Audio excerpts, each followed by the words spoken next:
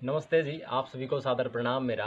आज मैं आपके लिए बहुत ही अच्छा विषय लेके आया हूँ। अक्सर क्या होता है, हम पेट की समस्याओं से बहुत ज़्यादा परेशान रहते हैं, तो हमें कौन से वो आसन करने चाहिए बैठकर, जिनके करने मात्र से ही हमारे पेट में जो है बहुत सी बीमारियों का समाधान हो जाता है। जो आजकल पेट से संबंधित बीमारी है, गैस, एसिडिटी, कब्जी और भोजन करना है पचना, खट्टे खट्टी डकारें जिनको आती हैं, उनके लिए कौन सा आसन है जिसको करने मात्र से ही इन सब से आप छुटकारा पा सकते हैं। तो सबसे पहला जो आसन मैं आपके सामने लगा के बैठा हुआ हूँ, इसका नाम है वज्रासन। जितने भी आसन हैं, जितने भी प्राणायाम हैं, उनमें एकमात्र ऐसा आसन है जिसको हम भोजन करने के बाद कर सकते हैं। इसका नाम है वज्रासन। आप भोजन करने के बाद अगर संभव हो तो कम से कम 100 से 200 कदम तक टहलिए। अगर टहलने की आपके घर पे व्यवस्था ना हो, मान लो आप कहीं बाहर घूमने नहीं जा सकते हैं, तो प्रयास करें आप भोजन करने के बाद बेड पे या फर्श पे नीचे आसन बिछा के कोई भी आसन आप करें तो सबसे पहले ध्यान रखें, फर्श पे सीधा ना करें, ना ज़मीन पे सीधा करें, नीचे पहले कोई आसन अपना बिछा लें। उसके बाद उस पर आराम से ऐसे बैठ जाएं। 10 मिनट तक आप आराम से बैठे रहें।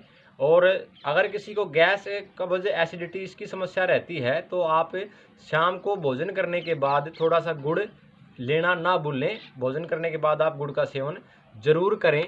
तो इन चीज़ों का आप ध्यान रखें और आप इस अवस्था में 10 मिनट तक आपको बैठना है। तो हमारा ये सबसे पहला आसन था वज्रासन।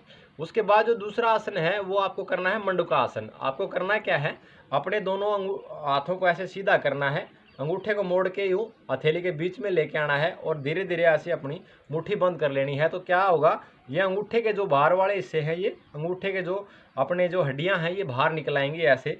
और हाथों को आप ऐसे मिला लेंगे यूँ बिल्कुल सीधा, और अपनी नाभि के पास, नाभि के बाहर से ऐसे इसको पूरा सटाएंगे यूँ धीरे से, और सांस को पूरा जो है खाली कर देंगे। इसका नाम है मंडूकासन। शुगर के लिए बहुत ही अच्छा आसन है, रामबाण औषधि है, रामबाण है ये आसन। तो आप ये करेंगे, इसको ऐसे लगाएंगे, सांस को पूरा खाली कर देंगे ऐसे।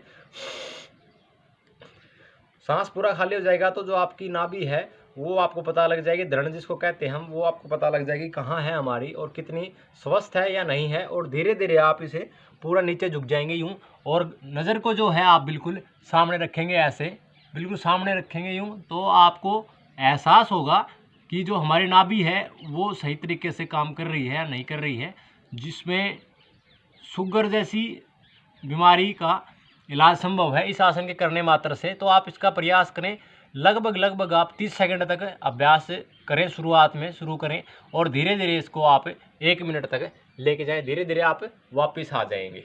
तो यहाँ क्या होता है, इंसुलिन जो है हमारे नाभिक और इस जो एरिया है इसके अंदर ही इंसुलिन की मात्रा बढ़नी बंद हो जाती है, तब शुगर हमारे शरीर में धीरे धीरे बढ़नी प्रारंभ होती है। तो आप संभवतः प्रयास करें, सुबह जो हमारा बासी थूक है उसको आप अंदर लेने का प्रयास करें, सुबह हल्का गुनगुना पानी पिएं, और इसके बाद आप हल्का फ्रेश होने के बाद ही इन आसनों का आप अभ्यास करें।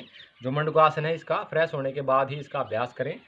वज्रासन जो है आप खाना खाने के बाद कर सकते हैं। तो धीरे दोबारा से फिर दोबारा दूसरा अभ्यास, इसमें क्या करना है, आपको क्या करना है, हथेली की जो बीच की हमारी जो ये है, इसमें बीच में जो हिस्सा है हथेली का, इसको आप अपनी नाभि पे लगाएंगे ऐसे आराम से, और दूसरा हाथ आप इसके ऊपर लगा लेंगे। ओढ़ा हाथ जो है नीचे रहेगा, सोड़ा हाथ उसके ऊपर रहेगा, और धीरे धीरे आप सांस को खाली करते हुए पूरा सांस खाली कर देंगे और पूरा नीचे तक ऐसे जाएंगे यूँ आराम से।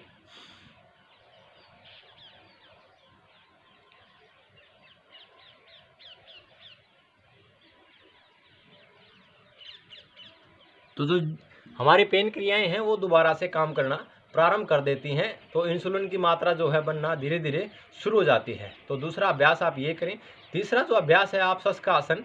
आप धीरे धीरे अपने हाथों को ऐसे रखेंगे बराबर में यूँ, आराम से श्वास को भरते हुए पूरा ऐसे, पूरा श्वास को ऐसे भरेंगे, और धीरे धीरे आप श्वास को खाली करते हुए नीचे तक जाएंगे। धीरे धीरे आराम आराम से ऐसे हाथों को बिल्कुल सीधा रखेंगे सामने, और पूरा ऐसे खरगोश की तरह, सशक की तरह, और माथा ज़मीन पर लगा देंगे धीरे से, आराम आराम से। तो आपको जो है पेट से संबंधित जितनी भी समस्याएं हैं वो धीरे धीरे समाप्त हो जाएंगी आपकी करने मात्र से ही। इस आसन को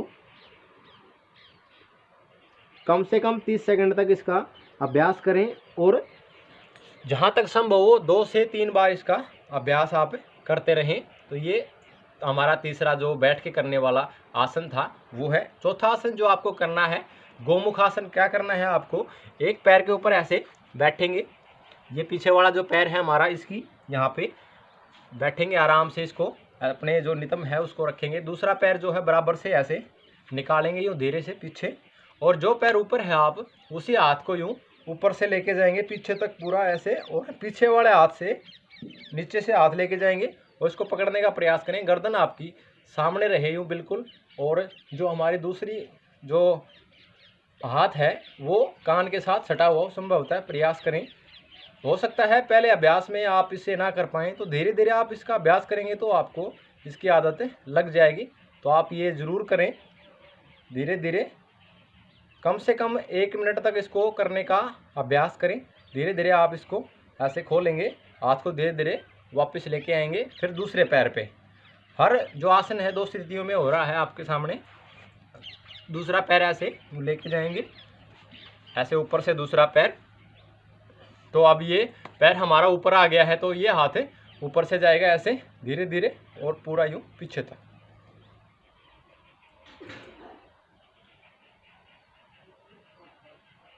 ऐसे आप इसको लगातार करते रहेंगे तो धीरे धीरे जो कमर के आपके जो हैं यहाँ पे जो दर्द वगैरह आपके होता है, सर्वाइकल पेन जहाँ से शुरू होता है, माइग्रेन पेन, ये सारी जो नसें हैं आपकी दोबारा से खुलनी शुरू हो जाएंगी।